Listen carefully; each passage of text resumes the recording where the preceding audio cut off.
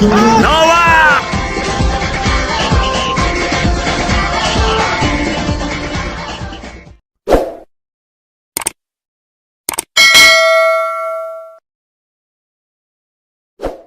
Good afternoon to everyone.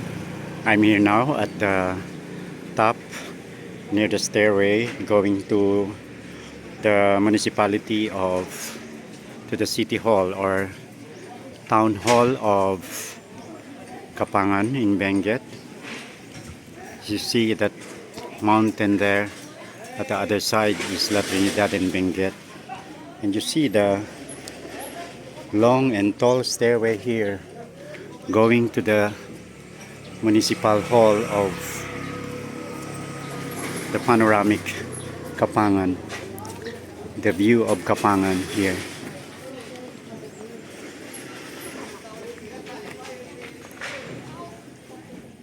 This is the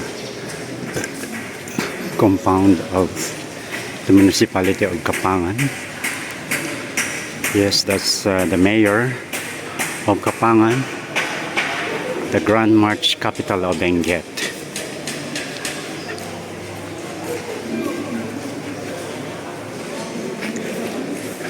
So ayan po ang mga tao, naghahanda po sila para sa darating na fiesta.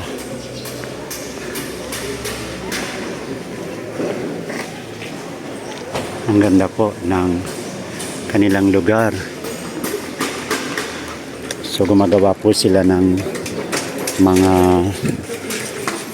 para po sa darating na fiesta. So everyone is busy making their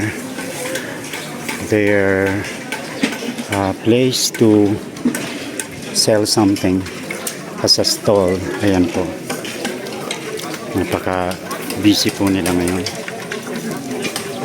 It's the new building here.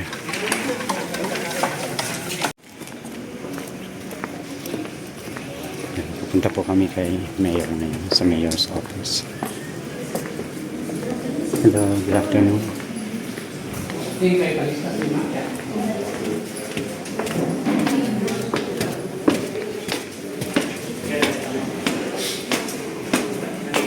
Good morning po, good afternoon po, Mayor. Ako po si Kuya Joseph Garcia, college professor po sa Pamantasan ng Lungsod ng Maynila. Retired po ako sa National Museum of the Philippines, and I'm here to offer service to you as for free, consultation for free also. And at the same time, I want to promote Kapangan as a tourist destination in the Philippines. Alam ko po na maraming maganda dito sa Kapangan, lalo na po yung Amburayan River. Kanina po ay na-explore ko ang Amburayan River, and and I talked to lots of people there. At nakakatuwa na may nakausap po akong pepper farmer doon. So yun po, kanina naisip ko na I think I have to pass by the mayor because this is my third time to come. Ngayon ko po na kayo na tiyempuhan. So it's a great honor, a great time na ako po ay nakapag-courtesy call din sa inyo. So we are blessed. Ang Kapangan po ay blessed dahil marami po tayong mga kaibigan dito, mga pastors. At napakaganda po ng inyong town. Actually, isa po sa nakita ko na pinakamagandang municipal building and municipal compound dito sa Benguet. So yun po, Mayor, ang aking katanungan ay bakit po siya naging Grand March capital? Yun po sa... Opo. Thank you, Professor. Thank you so much. And always welcome. Yes. Declaring that you are now Kapangan. Anytime, any day, Yes. punta ka dito. We are fourth class municipality, nagiging third class. But the totality for now is the fourth class, you know. Opo. But ang mga tao naman po ay first class. On the Grand March na katanungan mo, Professor, sa Opo. ating pong mga listeners o mga ating nanonood, no?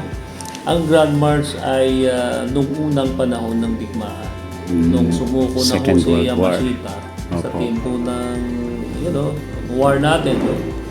Doon sa area na doon, may Camp Utopia doon. Never been conquered by the Japanese soldier. No? That nung labanan noon, with American support and also mga guerrillas natin. Opo. Nung na-declare na sumuko na ho yung ating pong katunggali, the Japan soldiers like the leader na general, nagsayawan na ho sila sa bundok na yun, sa Camp Utopia.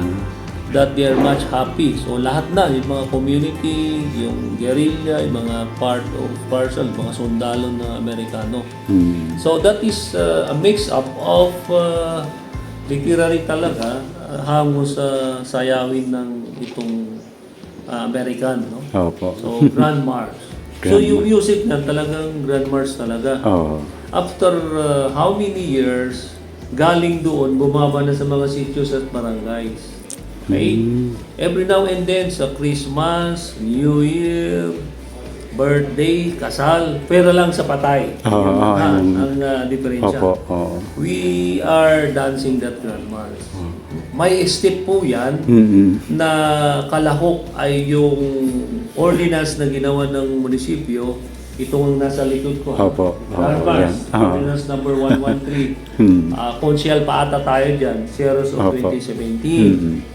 Na ito ay naisip ng taga-Kapampangan kasi yung mga ibang munisipyo na sinasayaw na ho yung Grand March. And yung mga tagline namin, palagi tinatawag ang Kapampangan na Grand March, Capital of Benguet. The Grand March, Capital of Benguet. No?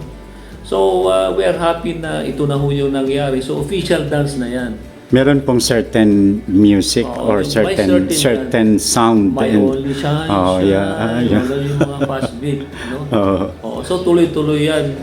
And then, it is also that may symbolize yan. Kasi may mga step yan eh. Yung shaking of hands, that is now symbolize the friendship of America and other countries before. And then may kanyan eh, maghawak na hawak ng kamay by pairs yan na sinasabing maghawak-hawak tayo ng kamay magtulungan during crisis. As unity. Yung meaning yan. Unity. Meron yung talagang papasok ka doon sa parang cave na tayong mga dancers, tayo po yung gagawa nun. That is one of the challenges before. Yeah. Nakawawa yung mga tao nung kasagsagan ng mga war.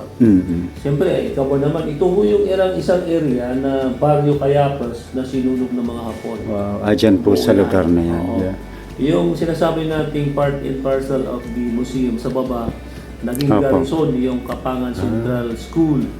Doon ho nakalagay yung aming mga lula na naging bilangguhan. No? Doon sa museum na ating tinatalakay kanina, yun po yung Municipal Hall. Wala pa pong hatian ng ating probinsya.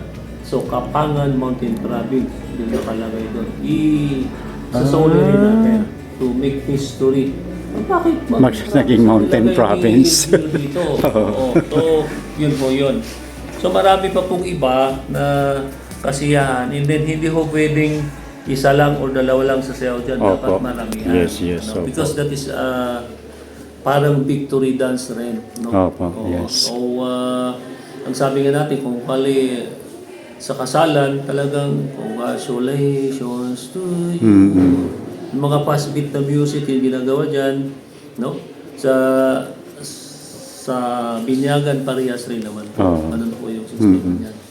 So, hindi ho culture yan or tradition, but it's a mix-up na historical na kasapi na rin yung ating pong partner or yung sabi nating American noon. No? Because sila po yung tumulong noon. And then, this school, kasi maraming mga head pala na ginagawang parang PE rin yung itang Grand March na yan. Kaya yung sinama nila sa school dance. Kaya yung mga parents, alam na alam yung Grand March. Yun pala ang ginawa nung nakaraan. Ginawang step sa school. Ginagawa rin parang libangan din nila. Alam po natin, ngayon na wala yung physical na ating ginagawa sa mga mag-aaral. No? Mukhang pati yung PE, physical, mukhang natataliwas na sa ibang mga modular o anong itong kwan ng mga DepEd official. So yun muna, Professor, yung pwede kong ikwan yan. But the good thing is, nadeklara na. So yan ho yung i-feature natin sa March 21. So March you are 21. once invited Yeah, to present your team, no? Sige po. Yung sa morning, Grand Canyaw. So kakatay po tayo ng almost 16 na pabo Wow, yan. wow. 15 barangay Oo. yung ating pong sinasakupan. So yung tingnan mo yung silyan, yun ho yun. Yung yellow, 15 barangays. Yes. Yung katapat ay farm, we are farmer Yes. dito sa Kapangan. Doon sa blue, yung pinuntahan mo ng Amburayan. Amburayan River, yeah. Going Yes. to La Union and going to Subipan, Ilocos. Oo. Doon sa uod at may dahon, that is the sericulture. Actually, ito ho yung pratak natin. Barangay Cuba, Wow. Barangay Labuag po yung napapakain ng kukun muna. Kukun, yes. Yeah, kukun. That is the sericulture. So, ang buyer natin dyan is Bayo Clothing Foundation. Wow, wow. Oo, yung nakikita natin sa SM or sa Yes. Manila. Opo. So, ganun po yung ating pong ginagawa dito so that maganda rin, no? Na pasyalin Yes, kami. yes. Opo. Sa PM, we'll talk to the heads na may konting kasiyahan sa street dancing sa baba and then sa ground demo dito sa malawak na gym natin. That's March 21. So ang mga contestant dyan ay yung mga kabataan. So alam mo Mga naman, high school galing students. ka sa Universidad ng Ng Manila po. Maynila Pamantasan ng... na ang kabataan ay pag-asa ng bayan. So therefore, ipasa natin yung mga magagandang sayaw. Yes, yes. Sayaw natin, Yeah. kanta natin, ano yung history ng Yes. Kapangan para hindi ho Opo. mawala. Yes, yes. So welcome na welcome po kayo sa Grand March Festival 2025. Thank you very much po. March 21. So how many Grand barangays Canyaw. po ang how many barangays po ang mag-participate? Almost Is that- lahat, is pero the- yung mga school, sila ho yung Mga- high school. mga high school. Kapangan Integrated School on this municipality of Kapangan. Very nice po. Napakaganda po. At ako naman ay nagagalak din dahil meron na kayong future museum. There is a way to improve. And yun nga po ang aking suggestion na magkaroon ng collection management. Let's pray po na in the future ay magkaroon ng researcher. Yes, yes. At, salamat, yeah. Prof. At maganda yung recommendation mo for that. Gusto natin yan. Yung as isang malakas pa. Thank you so much sa tulong at volunteer. After this, yung interview natin, I will surely punta ka dun sa may museum para makita mo yung umpisan ng lokal na gobyerno because it is a challenge also for funding for us. Within trying our funding na iswak doon hanggang natapos. Opo. So for now, it is a building now. Pwede nang may promote. Baka may pwede ka pang may suggest this coming weeks kasi we have to promote that. Yes. While the people are roaming around in this vicinity, mag-prepare kami ng jeep, capacity ng 20, abante na ho sa museum. Yeah. After nakapasyal na sila, babalik dito, kakarga ulit, babalik na naman po sa museum. To promote kung sino ho yung pupunta dito, nearby municipalities, Baguio City or La Trinidad, and other provinces, welcome na welcome po sila. Actually po, we can encourage the old people to donate. We can announce that also in the future sa mga old people, saka yung mga stakeholders. I don't know, Professor, kung tama yung aking vocabulary.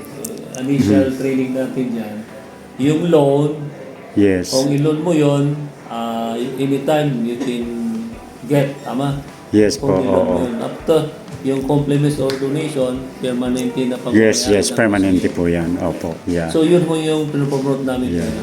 And we can encourage the teachers and the students to collect also.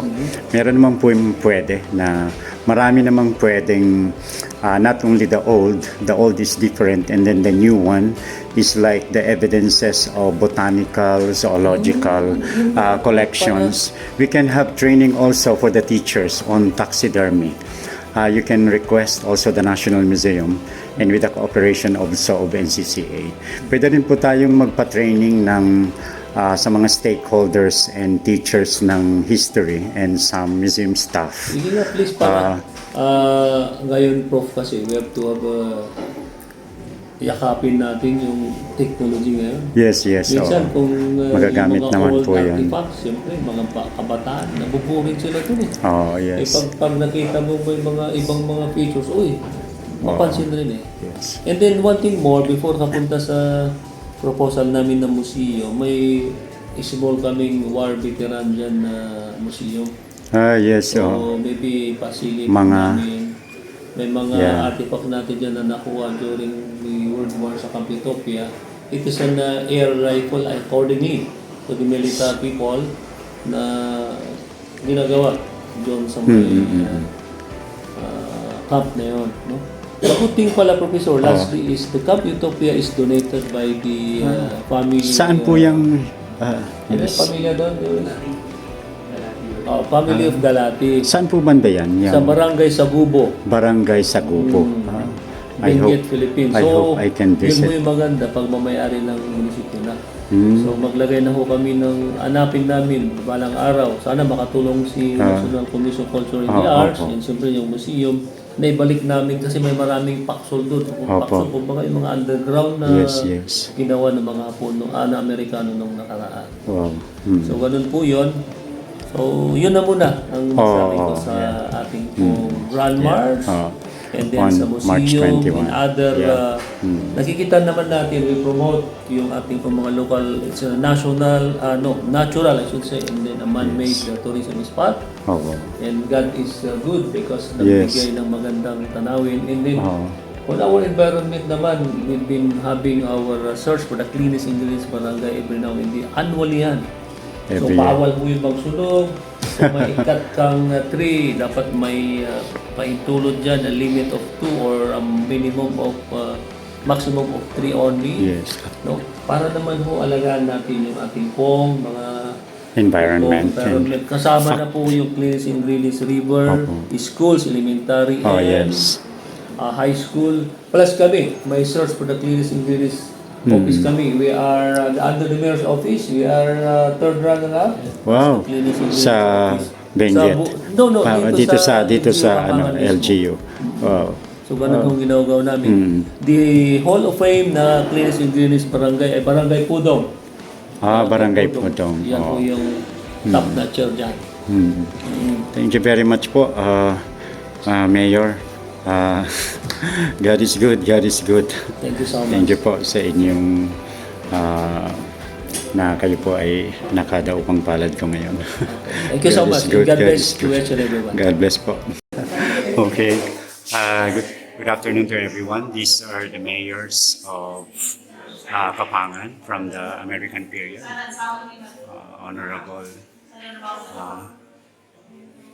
Honorable Pilaes, 1901, Honorable, Sir, ito po yung pinaka-oldest. yeah, this one. Dito po. Meron pa.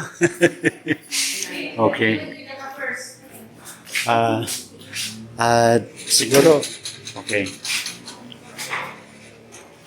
Yes, wow. 1898 to 1900, Honorable Pimentel Espiritu, Honorable Gilao, 1900 to 1901, Mayor Akamen, 1902 to 1903, Mayor Palada, 1903 to 1904, and then this one, okay,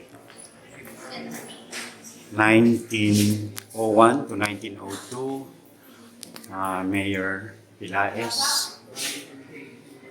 Mayor Aludos, 1906 to 1907, Mayor Montes, 1907 to 1908, Mayor Langbis, 1909 to 1910, Mayor Gaugao, 1910 to 1911, 2 years only, during the American period. Mayor Agal-Al, 1911 to 1912, and Mayor Bangao, 1912-1913, and then Mayor Balangco, 1905 to 1913, Mayor Palayo, Ganaman Palayo, 1914 to 1915, Mayor Apalias, 1915 to 1916. Mayor Damaso, 1916 to 1917. And then Mayor Pompian, 1918 to 1920. Still American period. Mayor Fianza, 1921 to 1923. As you can see, the other mayors are only 2 or 3 years. And then this one is Honorable Andong, 1923 to 1926. Mayor Dilia, 1926 to 1929. And Mayor Moran, 1929 to 1932. This is the beginning of Commonwealth period. Mayor Tilib, 1932 to 1935. That's a Commonwealth period already. And Mayor Sagandoy, 1935 to 1938. There's none mayor during the Japanese period. 1946 to 1947, after the Japanese War. Mayor Dangwa. Yan po pala ang pinanggalingan ng Dangwa, Dangwa Trangco. And then Mayor Martin, 1942. This one is the Japanese period. 1942 to 1944. Puppet Republic. And Mayor Mano, 1947 to 1950. Mayor Roland Ugois, 1950 to 1953. Mayor Felipe Bagano, 1953 to 1956. And Mayor Balangkod, 1956 to 1959. Mayor Bayosan, 1960 to 1963. This is when I was born already. Mayor Fianza, 1963 to 1966. And Mayor Saro, 1966 to 67, 2 years only. Honorable Richard Bell, 1968 to 1971. Mayor Bayan, martial law period, 1972 to 1979. And 1980 to 1984. Mayor Johnny Eves, 1984 to 1986 is during the after the February Revolution, Mayor Galiano also. And then this is the last few one. Yeah, Honorable Liso Agpas, 1989 to 1998. And 1998 to 2007, Mayor Rogelio Leon. 2007, Roberto Canuto, Honorable Roberto Canuto. Yeah.